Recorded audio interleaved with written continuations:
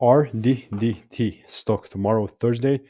This is a very simple 1 minute video. I'm giving you my directional bias, my exact play with Reddit stock, so make sure to watch it till the end.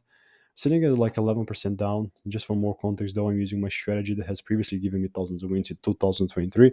And I'm telling you this because that is the truth and I've documented everything. So looking at this thing, I am definitely looking at it from a bullish lens. I'm trying to, only if the price gives me the rules am I actually bullish. And that being said, like how would I play this? It's very simple, right? So if the price now, and only if this happens, right? It's not like I'm saying that I'm gonna put in like a straight up buy in this video. No, this is all demo. This is all simulated. This is not financial advice. It's only for educational purposes.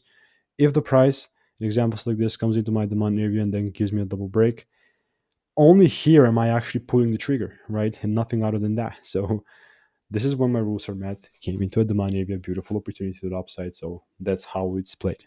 Not financial advice, of course. For more value check and resources, check out the first link below in the description. See you in the next one.